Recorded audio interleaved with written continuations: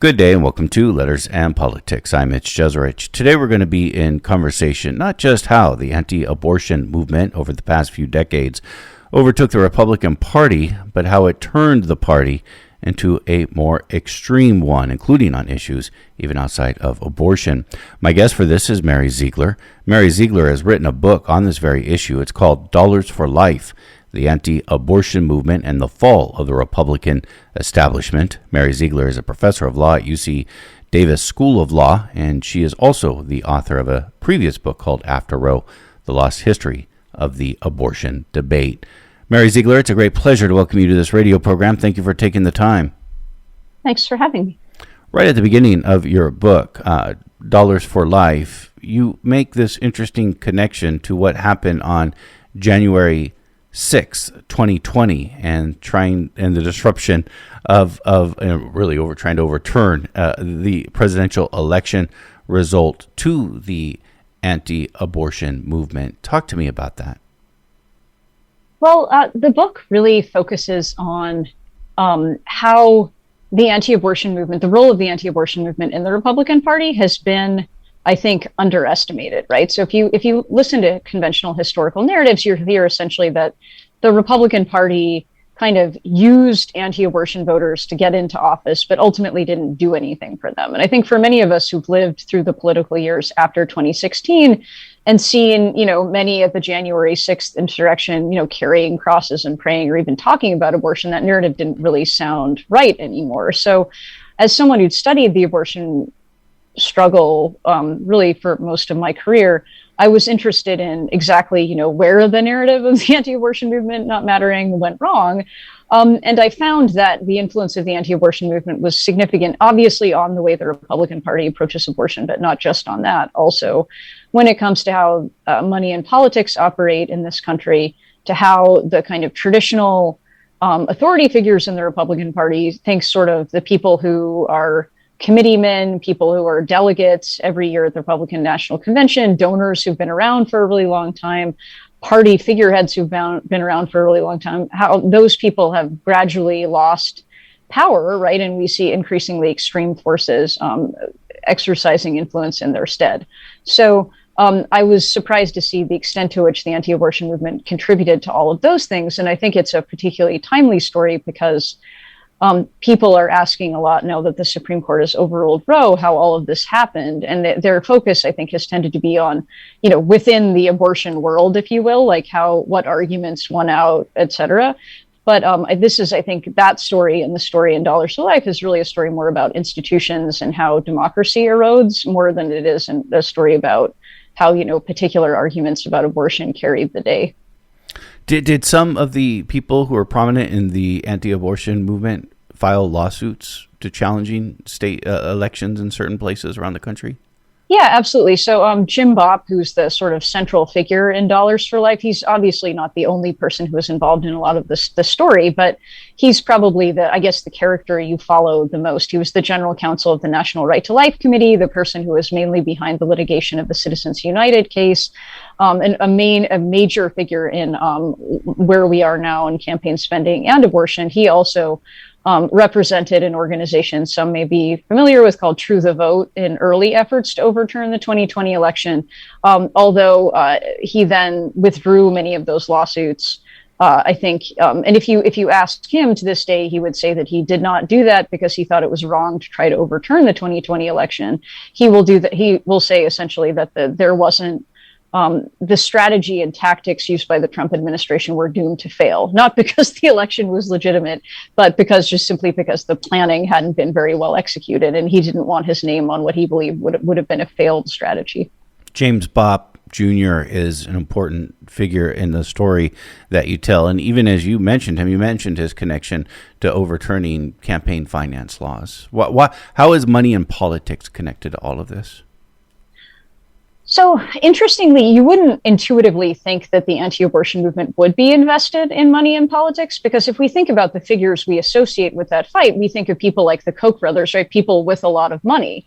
And while I don't want to underestimate how many resources the anti-abortion movement has, anti-abortion PACs are not the wealthiest PACs in American politics.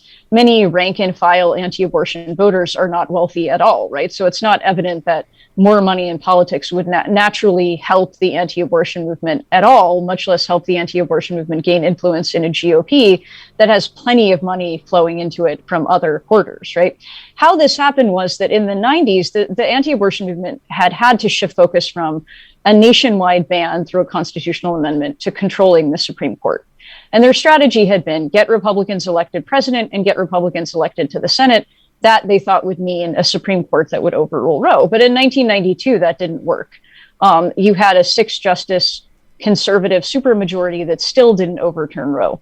So the lesson the anti-abortion movement learned from that essentially was that they didn't have enough influence in the GOP. Even when the GOP won, even when the GOP put people on the court, the anti-abortion movement wasn't calling the shots. So in looking for new ways to get more influence, one answer that many came to, including Bopp, was money, right? That money would help get more Republicans elected. It would help the right kind of Republicans, so to speak. So Republicans who are more ideologically invested in the abortion issue get elected. It would prove the worth of the anti-abortion movement to the GOP, right? The GOP had long wondered if it was helpful from a standpoint of elections to be opposed to abortion when most Americans were not. If the anti-abortion movement was sort of a central part of the fight to deregulate campaign spending or even to find workarounds to existing limits, that would be another value that the anti-abortion movement could add. And ultimately, I think the anti-abortion movement thought that money in politics could be a way to erode the power of the establishment in the GOP and to replace it with conservative movements, whether that was the gun rights movement, anti-LGBTIQ movements, the anti-abortion movement itself, and that could, of course, make the country very different in ways the anti-abortion movement wanted to see. That's very interesting because I think, and you alluded to this, when we do think about these overturning campaign finance laws, we think about the power of big money, of large corporations having outweighed influence in elections. And again, as you said, it's not that the anti-abortion movement doesn't have any money at all, but certainly they're not the Koch brothers, or they're not Citibank or Citigroup or any of these major spenders. Yeah, I mean, I think that one of the stories that emerges in Dollars for Life is that if you kind of are dividing the era of the sort of pre and post Citizens United, one change you see is that pre-Citizens United, there was still a lot of money flowing into politics. And pretty much every election we've had, presidential or congressional, for some time, there's been more spending. But I think before Citizens United, parties controlled a lot of that money. And there were exceptions, right? Barack Obama famously raised record-shattering amounts of money from small donors, but a lot of the time parties were kind of pulling the strings when it came to raising and spending a lot of money. By opening the door to unlimited independent expenditures from corporations, Citizens United unleashed this new era in what lawyers call outside spending, right? So think about super PACs, nonprofits that are kind of dark money groups. These are things we didn't really see before Citizens United. And that didn't mean necessarily that anti-abortion groups were themselves controlling this, but it meant that big donors who were interested in extreme causes, right, who did not necessarily want to disclose that, who didn't want their shareholders to know that, who didn't want their neighbors to know that, who didn't want their colleagues to know that, had all of these new outside spending vehicles into which to route their money, right? It's very hard to identify who's giving to nonprofits and super PACs. And it was also, I think, interestingly hard for some of the traditional forces in the GOP, which had been happy to kind of dog whistle to extremists, but also at the end of the day wanted electable candidates, right? They wanted people in power who would preserve their own interests. And that meant that if someone was too much of an extremist or a populist, those traditional bigwigs in the party ultimately didn't want them at the top of the ticket because it was just too risky. You could risk losing to a Democrat. Those people also lost a lot of influence because the money game was being played by everyone everywhere. When you had all these outside spending groups, you couldn't have the traditional powers that be in the Republican Party say, okay, well, this candidate, Marjorie Taylor Greene or somebody like that is toxic and we're going to get rid of her, or Donald Trump or whoever. That strategy on the money side didn't work anymore. And that, I think in some ways, that was what the anti-abortion movement had ultimately been hoping for. And they knew this going into it. They were supporting, it was a Supreme Court decision. Well, obviously, you could talk more about the Supreme Court, but it was a Supreme Court decision that the Citizens United case concerning campaign spending. But coming into all of this, the anti-abortion movement realized this, that if we could just circumvent the party leadership, then we can have more influence?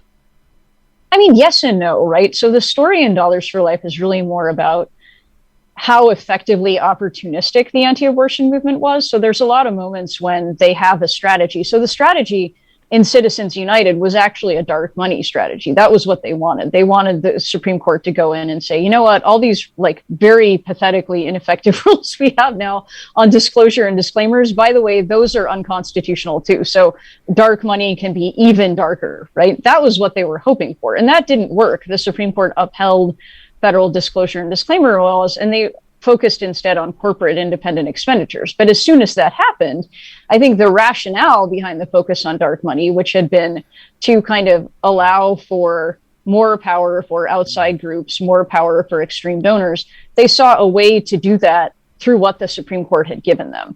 So it's not so much a story, I think, about, people who had this amazing master plan that they executed to perfection. It's sort of more a story of this movement proceeding in fits and starts and seeing opportunities that other people missed and exploiting them in ways that changed our democracy.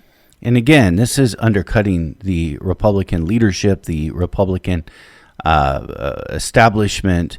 And I think if we can look in history, maybe even go back before the Roe v. Wade decision in the 1970s, there was a time where quite frequently it was Republicans who supported a woman's right to an abortion.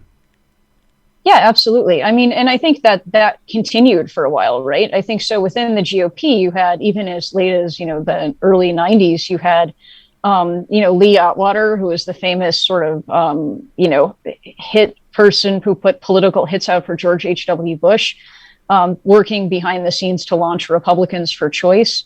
You had, pro-choice Republicans in Congress for some time.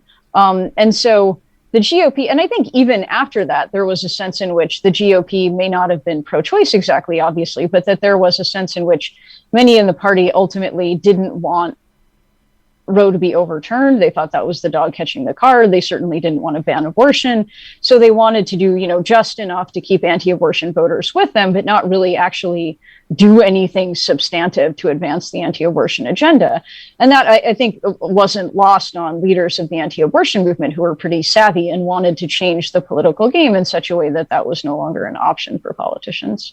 Was there a time where you would equally find, or roughly equally speaking, anti-abortion lawmakers in both parties? Oh, yeah, totally. So, I mean, until you get to the early 80s, party affiliation wasn't very predictive of somebody's view on abortion. So, the first times you see a young Joe Biden talking about abortion in Congress, it's to sort of support the Hyde Amendment or other measures like it, right? And say essentially taxpayers shouldn't be forced to act against their consciences and support what they see as killing. You see, Dick Gephardt, lots of, Dick Durbin early enough in his career. There are lots of people, when the 1972 presidential election, rolls around, that's McGovern versus Nixon. McGovern's running mate was Thomas Eagleton, who was one of the most pro-life members of Congress, a Democrat. So it was very common to see pro-life Democrats or anti-abortion Democrats throughout the 70s. It's really not until the early 80s that at the elite party level, you would automatically say, okay, if someone is in the National Republican Party, they're probably opposed to abortion. Someone's in the National Democratic Party, they're probably for abortion rights.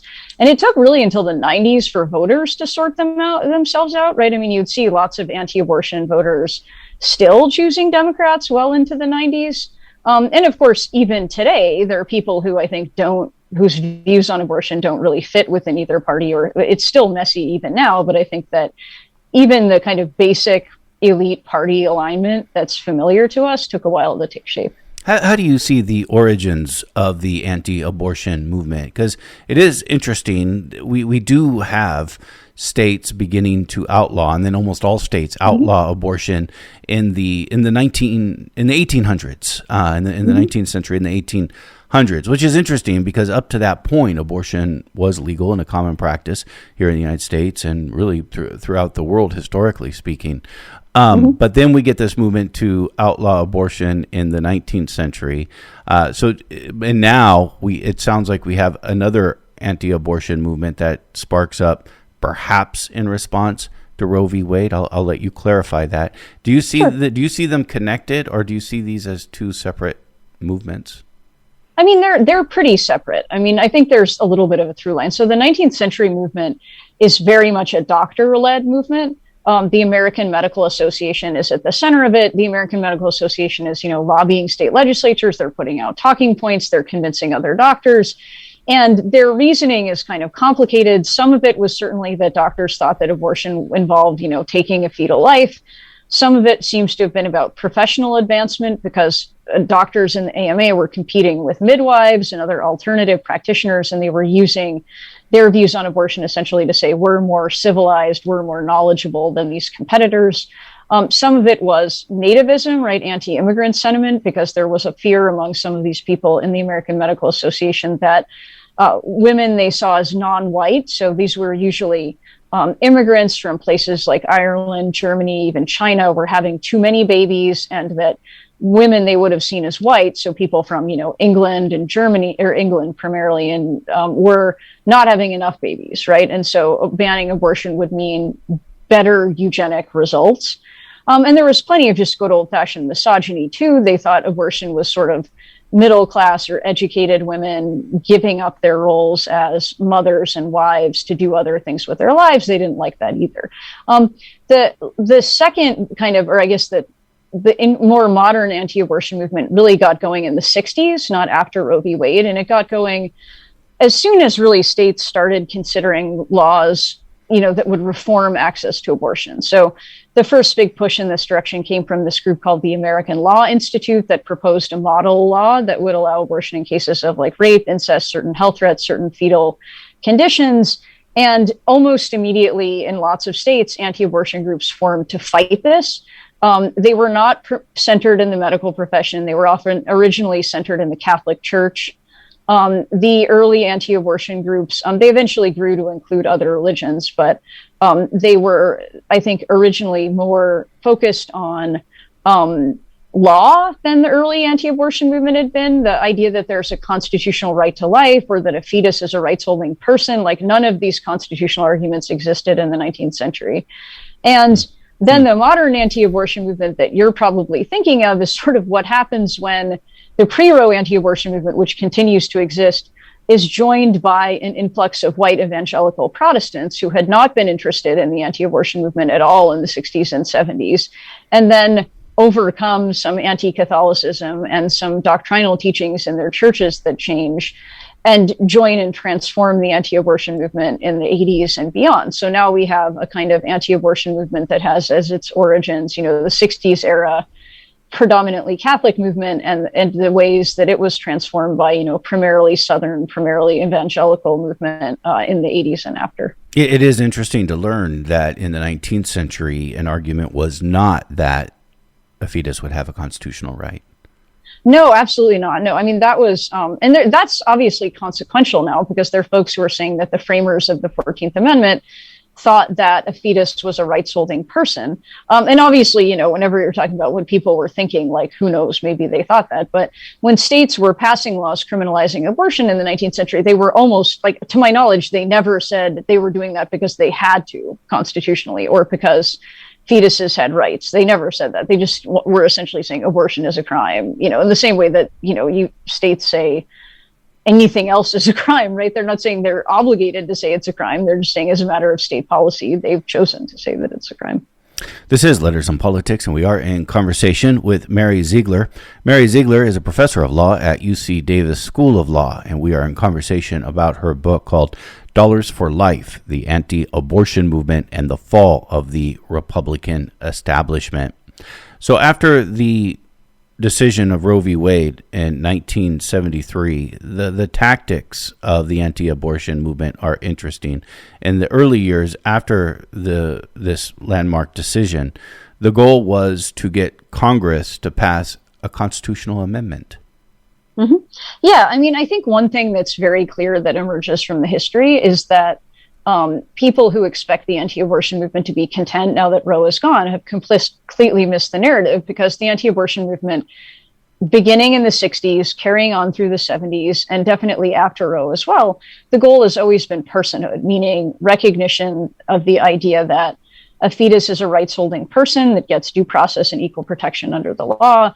And so when Roe came down, the objection wasn't that Roe recognized rights for women and pregnant people. The objection was that Roe didn't make abortion unconstitutional everywhere, right? So the initial push was for a constitutional amendment that would do just that, right? That would define personhood to include a fetus and have the effect of basically making abortion unconstitutional, in places like California as much as in places like, Alabama. So that had been the movement's goal really for more than a decade, or at least a decade after. So they weren't trying to have an amendment that would ensure that states had the right to determine what to do about abortion.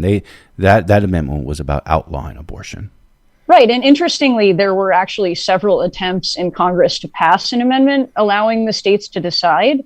And the first time that happened, the anti-abortion movement was universally opposed to it.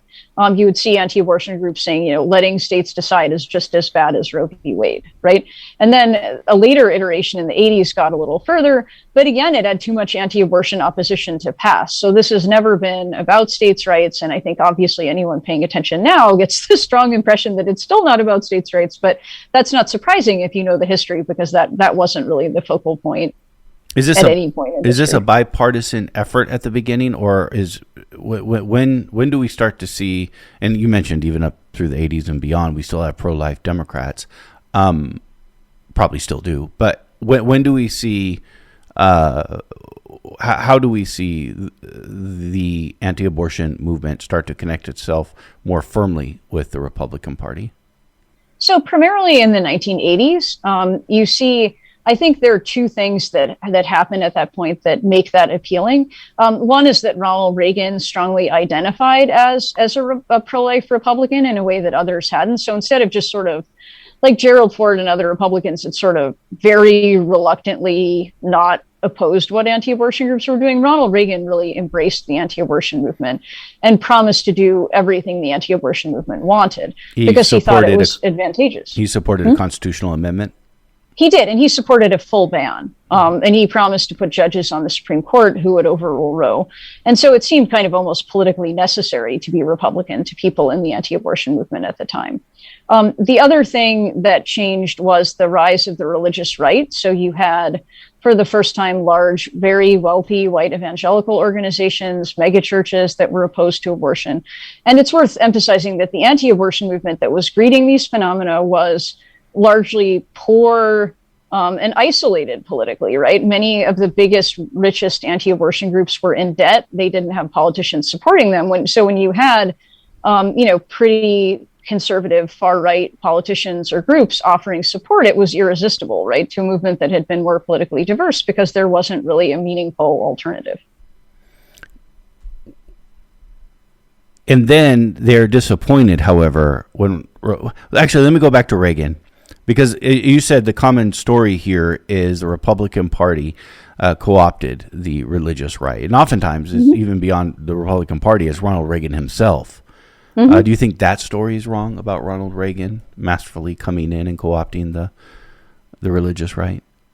I mean, it's not entirely wrong. It's more just that, the story doesn't end with Ronald Reagan, right? I mean, I think if you study, the path that takes us to the reversal of Roe, there are obviously lots of reversals of fortune for religious conservatives, but Reagan wasn't, history didn't stop with Reagan, as much as it sometimes sounds like that when you listen to some politicians. It continued, right?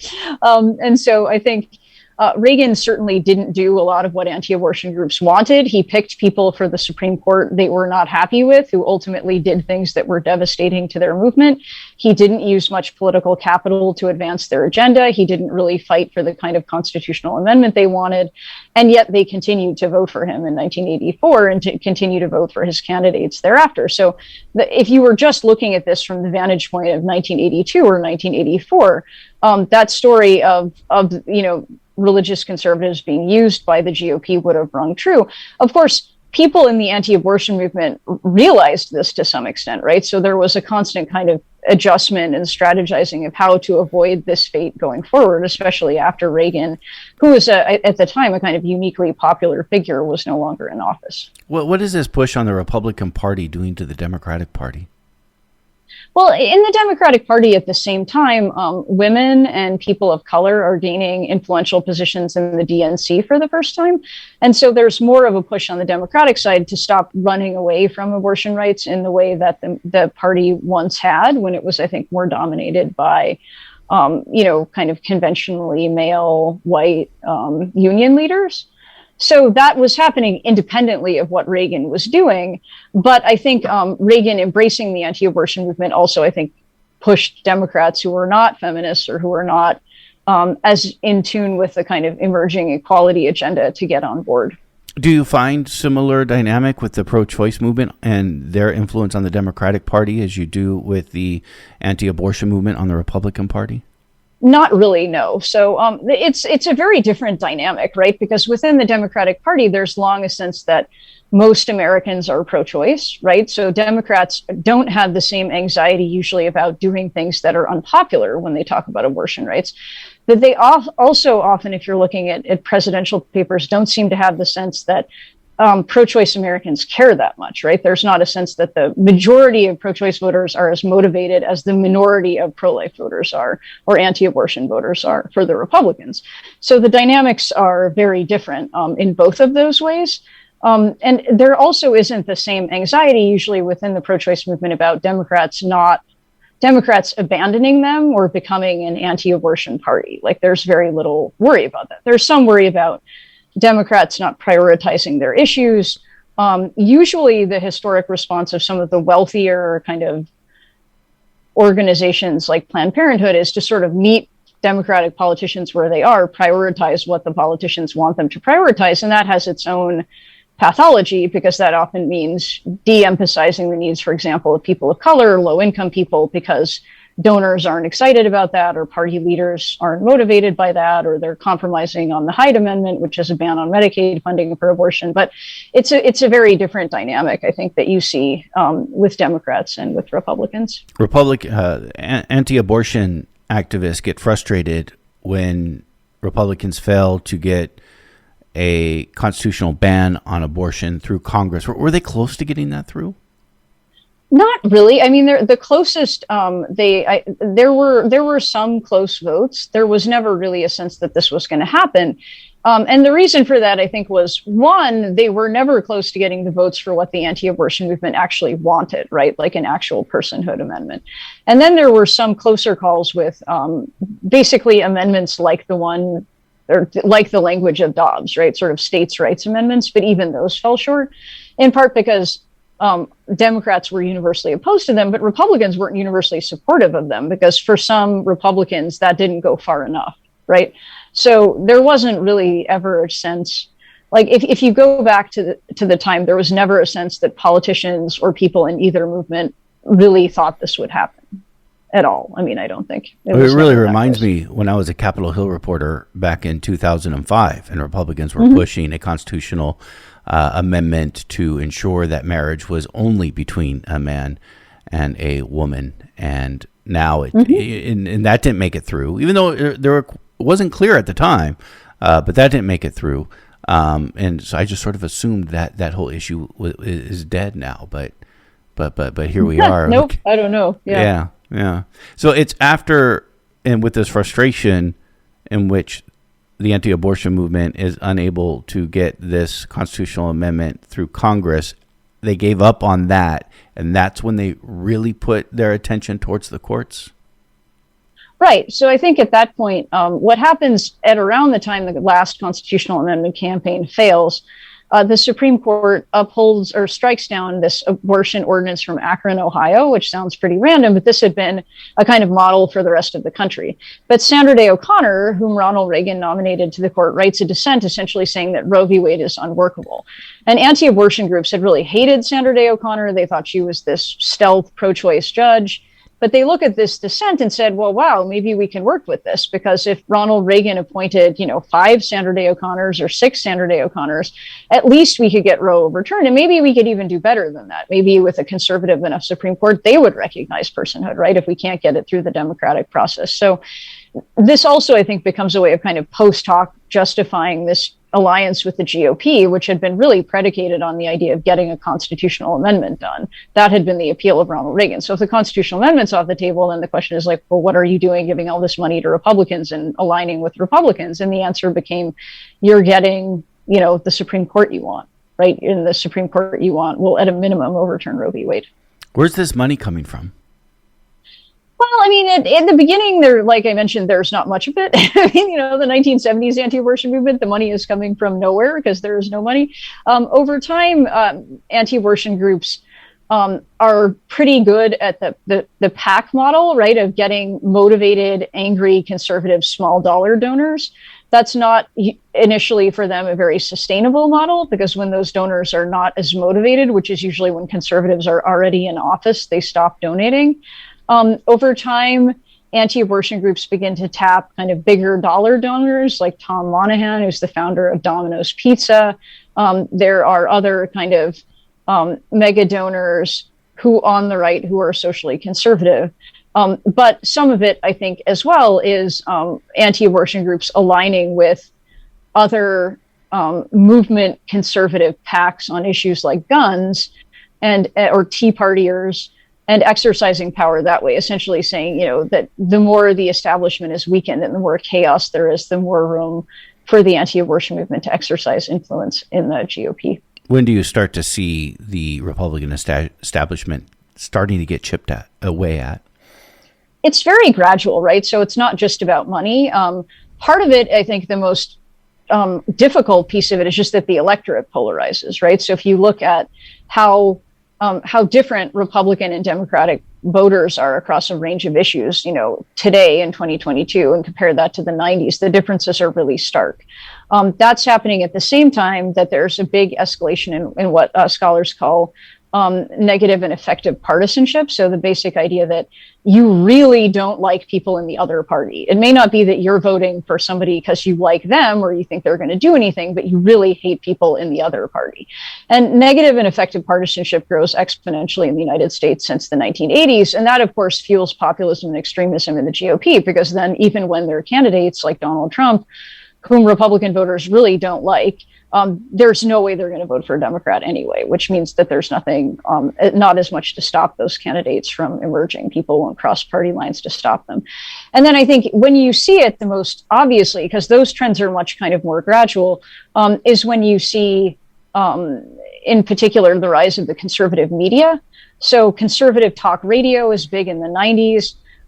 That expands to include Fox News Channel, which was founded in 1996 and quickly becomes one of the leading news broadcasts, and ultimately the leading news broadcast in the United States. Is joined by groups like OAN, Newsmax, conservative social media. And so I think all of that changes the dynamic too, in the sense that conservative media both amplifies the voices of more extreme forces in the party and rewards them, right? I mean, people who are compromisers or willing to seek consensus are kind of demonized in conservative media. So I think when people in America wake up to the idea that the party establishment is losing power is in the 90s and 2000s with the rise of conservative media, even though some of the trends are going on behind the scenes for even longer. Rush Limbaugh, I suspect, is a key figure in this. Yeah, I mean, Rush Limbaugh was kind of the avatar of the conservative media who made a big difference to this, in part because, I mean, for many years, until really the mid to late 1990s, Rush Limbaugh was conservative media, right? But he was massively successful. So when I say Rush Limbaugh was conservative media, I mean that both in the sense that conservative media was underdeveloped, but also in the sense that Rush Limbaugh had just that much cultural influence. Again, you are listening to Letters and Politics, and we are in conversation with Mary Ziegler. Mary Ziegler is the author of the book, Dollars for Life, The Anti-Abortion Movement, and the Fall of the Republican Establishment. And so for you, the 2010 Citizen United decision was just sort of the breaking of the dam. This pressure was building upon it. But then once we overturned some of the campaign finance laws, allowed for dark spending, then did that just accelerate what we were seeing up to that point? Yeah, so I mean, any historian is always going to say, I mean, the joke, if you talk to historians and you ask them a question, they'll always lead with, it's complicated, right? So it wasn't just about Citizens United or money, but that made a big difference too. So the most striking, I think, contrast you can draw is between Donald Trump and Pat Buchanan. So many people think of Pat Buchanan as this kind of like a joke, right? And a kind of has-been, also ran, who was never a serious candidate. But if you go back to 1992 and 1996, Buchanan was a serious threat for the GOP nomination. In 96, he had a tremendous following. Just like Donald Trump, he was good TV. He was funny. He made fun of his opponents. He won several of the big first primaries. And then essentially the GOP establishment said he's unelectable. And Bob Dole, who was running against him, outspent him by, I don't remember the margin, but it was insanely large margin. Dole had one of the Koch brothers as the vice chairman of his campaign. Almost any major right-leaning corporation you can think of, from Gallo Wines to Nabisco Cookies to Philip Morris, shipped in massive amounts of money to Dole. When Donald Trump came around in 2016, because outside spending had surged in the aftermath of Citizens United, there was no way for the GOP to shut off sources of potential financial salvation to Donald Trump. Of course, Donald Trump had the money to self-fund his campaign, but he also had outside spending that he could tap as well. That doesn't mean that Donald Trump, got the most outside money. It doesn't mean that Donald Trump outraised his primary opponents at all. It just meant that there was enough kind of financial safety nets in a post-Citizens United world for Trump to survive in a way that hadn't been true for Buchanan, even though Buchanan, I think, like Trump, scratched a particular itch for a lot of GOP primary voters and was much better liked and loved by many GOP primary voters than the kind of, establishment alternative, which would have been something like Jeb Bush in 2016 or Bob Dole in 96. Does this correspond with the rise of the Tea Party? Is also sort of around that period. Yeah, absolutely. I mean, the Tea Party, I think, was really influential in the sense that the Tea Party was sort of the first trial run of some of the things you would see Trump doing. Tea Partiers were very good at the outside money game. They made the idea of the establishment a dirty word. They made it such that all Republicans had to portray themselves as populists or insurgents to have any kind of success. And they convinced forces within the anti-abortion movement, as well as other conservative movements like the gun rights movement, that there was a path to success that involved the destruction of the traditional party leadership, right? That this was possible. So the Tea Party was sort of also a business model that lots of other conservative movements tried to build upon. Why this connection, though, from the anti-abortion sentiments and politics to other extreme politics? Well, I think at times these were alliances of convenience. So there's lots of overlapping membership, right? There are people who are in the anti-abortion movement who are also Christian nationalists. There are people, Bopp, for example, is very heavily involved in anti-LGBTIQ activism, right? There are people who are heavily involved in the gun rights movement too. So some of it is just people moving between movements, but some of it was just strategic priorities aligning, right? So you see, for example, in 2016, Bopp and some anti-abortion groups reaching out to, gun rights groups like the NRA and saying essentially, none of us like, the enemy, the enemy of my enemy is my friend, right? None of us like what Mitt Romney did in 2012. None of us like that the GOP establishment isn't extreme enough on our issues. And so let's all get together and try to change this. Not necessarily because I think they're all ideologically aligned on one another's issues too, but ultimately it's that they want a different kind of Republican Party. That's the priority. Bopp is a name that keeps coming up. James Bopp Jr. This is somebody that you find from the beginning of the story that you tell of the 1970s all the way up to the present moment. Yeah, absolutely. Just last week, actually, we saw a story of a 10-year-old girl who was raped and got pregnant and had to travel to Indiana for abortion.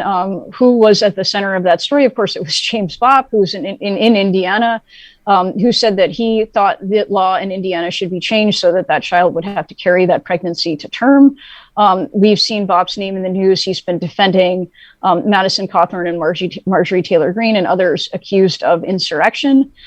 We saw Bopp in the news in earlier phase of the COVID-19 pandemic, fighting vaccine requirements. So he continues to be this kind of central figure in the American right, and also someone I think who's a kind of bridge figure for different moving pieces on the American right. Have you ever interviewed James Bopp Jr.? Oh yeah, totally. I mean, how the story in part of how this book got going was interesting because I'd interviewed him for other books. And I had access to his papers for this book, with obviously lots of limitations governed by attorney-client privilege. But he actually, in his archive, which I've had access to, he has a folder on me because he knows a lot about. So he's watching. He may listen to this broadcast. Who knows? But I've interviewed him more than once. The things I told you about his views on overturning the 2020 election were from interviews in the past year or so. Did you get to see the file he has on you? I didn't ask for it. I was too. I thought it. I don't know. It just weirded me out too much. It would be weird. I mean, I have an idea of what could be in it from files he has on other people. So it's probably just my published writings and stuff like that. What's next for people like James Bopp? Well, obviously, Bopp in particular. I mean, it's everything, right? I mean, so he's working on voting stuff, right? So he's already, I think, involved in limiting access to mail-in voting and that sort of thing for 2024. Poll watchers, he still works very closely with True the Vote. And there's obviously a lot on the abortion side. Bopp has a model law he wants states to adopt that defines aiding and abetting very broadly to include a lot of what most people would think of as protected speech. Ultimately, on the abortion side, there's personhood, right? I mean, back to the constitutional amendment we talked about, that's some version of that, whether it's accomplished through a national statute or the Supreme Court, has always remained the movement's agenda. But Bopp, of course, also wants a different kind of GOP still, right? I mean, I think that's still on the agenda. So the transformation of the GOP we've seen so far, I think in his view would be incomplete. So I think you'd expect to see even more changes, like an even more right-facing GOP than the one we already know. What do you think are the prospects if Republicans were? Well, they probably couldn't do it. They couldn't do it really with a Democratic president. But what is the prospect? Do you think of the future of a law coming out of Congress to ban abortion? That has been talked a little bit about. That Mitch McConnell said that they would at least talk about. Yeah, I mean, I think it just depends on if they're willing to get rid of the filibuster. And if they do get rid of the filibuster, I think there would 100% be a law banning abortion. Then, of course, if they lose control of Congress, which they almost certainly would at some point, then you'd have things swing all the way back to probably some protection for abortion rights, right? So I think that's the dilemma, going to be the dilemma for congressional Republicans. And also, I think for senators in particular, there may be senators who are from places, Republicans from places like Pennsylvania or Wisconsin who are, opposed to abortion, but would worry about a federal ban. So I'm not sure. I think it depends on how willing Republicans are to get rid of the filibuster. Does the anti-abortion movement have a position on the filibuster? I mean, now I think they're opposed to getting rid of the filibuster because it would mean passage of the Women's Health Protection Act. And if Republicans control Congress and the White House, I'm sure they'll be very much in favor of getting rid of the filibuster. Is it something they talk about, the filibuster? Well, they've talked about the filibuster to say that it shouldn't be eliminated because of the Women's Health Protection Act. But I mean, I don't imagine there's going to be a lot of consistency on that. Yeah, hardly the stability that Samuel Alito wrote about in this decision. No, I mean, oh my God. I mean, anyone who studies the history, that was just, I mean, I don't know if that was intended to be trolling, but that is trolling. I mean, there are many things you could say would happen. And I mean, even people who are opposed to abortion would, I don't think, seriously have expected stability and tranquility after Roe was overturned. And if anything, it's been, I mean, there are fights between states on the travel fights between the states and federal government on emergency medical treatment, on abortion medication. And I think that we're just beginning to see how ugly it's going to get because states have just begun to unveil their plans for a post-Roe America, right? I don't even think we know what that's going to look like fully. It is very interesting to think about the role in American life now that the Supreme Court plays. I think for, a good portion of the 20th century, at least the middle of the 20th century to the end of the 20th century, you could make an argument that the Supreme Court was ahead of other governmental institutions when it comes to advancing rights. Now it feels like we have a Supreme Court that's quite behind the rest of the country. Yeah. Well, and I think the other thing, of course, that meant, if you looked at the dynamic, if you'd asked sort of what the standard default assumption was about the Supreme Court, it would be that the Supreme Court doesn't ever want to get too far ahead of popular opinion, right? So that it would be in the vanguard on some civil rights issues, but not very much in the vanguard, right? That the court was a kind of small c conservative, anxious about backlash kind of institution. And even when the court became conservative, there was still a sense that dynamic prevailed, that the court wouldn't want to get too far behind popular opinion, because the court would people would ignore the court, people would strip the court of jurisdiction, people would impose term limits, like whatever bad things from the standpoint of the court's power would happen. And clearly the justices on the court now are not worried about any of that, right? And so I think the interesting question going forward for all of us is if anyone calls the court's bluff, right? If the Biden administration does, but I think primarily if voters do, right? If people care enough about the things the court is doing to make those issues enough of a political priority for the people in power. And I think that remains to be seen. Is overturning Roe v. Wade going to change the pro-choice movement? And is there anything that the pro-choice movement can learn from the anti-abortion movement and what it has achieved with this overturning of Roe v. Wade? I don't know, obviously, if the pro-choice movement is going to change. There are some signs that it will. There absolutely are lessons. I mean, I think one lesson is that institutions matter, right? So that the pro-choice movement has to think not just in terms of how people view reproductive rights and justice, but also how people vote, whether people have access to the vote, what the composition of the court looks like, how money in politics works. That this is really about playing the game at all levels, not just focusing on your issue. And that's something that I don't think abortion rights groups did particularly well. Like there were moments, for example, when Planned Parenthood was not campaigning with other groups on voting rights, because it was essentially saying, well, voting's not our thing, right? That's not what we're here for. Whereas you had anti-abortion groups saying, that's what we're here for. We're going to work with True the Vote and we're going to work with Citizens United, because they understood that all these things come together. The other lesson, I think, is a lesson about the extent to which intensity matters. It's not the case that there's ever been more than maybe 20% of Americans who want abortion to be illegal under all circumstances. And yet those people have had such a huge influence on the GOP and such a huge influence on our politics. And so if someone is supportive of reproductive rights and justice, the question for them is how to match that level of intensity and commitment, right? Because then it's not a question of numbers. Those have never been a problem. It's a question of intensity, right? And making that intensity into something that a party can't ignore. I don't think that's something that pro-choice groups have learned yet, but I think the history could be helpful as a guide there. Going back to congressional efforts to deal with abortion, if Democrats were to codify the right to an abortion in law, could the Supreme Court just strike that down too? And do you think it would? Yeah, totally. And I think they would. I think if we're being honest, because the two bases that the Supreme Court would probably look at would be either the 14th Amendment, right? So the idea that there is, there's a civil right that would apply to abortion. That's not going to work because the Supreme Court has said Congress can't define new rights. They can only enforce rights the Supreme Court has announced. If the Supreme Court has just finished saying there is no right to abortion, Congress can't say that by invoking the 14th Amendment. Congress could also look to the Interstate Commerce Clause, but the conservatives on the court are cynical about broad interpretations of Congress's commerce power. So it's quite likely they would not be into that argument either. So, I mean, I think that's one of the reasons why conversations on the left are probably going to return to some idea of court reform, because I think many of the other things you see advocates pushing for, like federal legislation, might run into the buzzsaw that is the Supreme Court otherwise.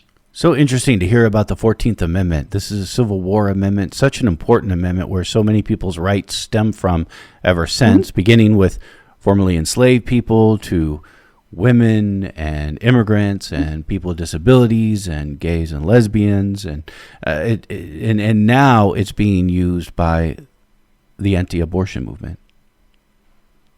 Right. Yeah. I mean, I think the 14th Amendment, interestingly, is the one invoked by anti-abortion forces, too. This is where they locate personhood. Yeah. And so another way of understanding the stakes of what this struggle is about is it's really also a struggle about what we mean by equality and where equality comes from. Because, of course, the fight for personhood is one that says equality is about biology, right? It's about the fact that fetuses are not outside of bodies, they're inside of bodies, and they're dependent on other people to survive. And to the extent anti-abortion groups expand beyond fetuses, they talk about elderly people or people with disabilities, people with other kind of biological handicaps. They don't talk about, histories of subordination, right? Which is why there's some, I think, lineup between people who are opposed to abortion and people who are not supportive of the Black Lives Matter movement or, the LGBTIQ movement, because histories of oppression aren't really what they're thinking about. They don't think that's where discrimination really hits home. They think it's about biology.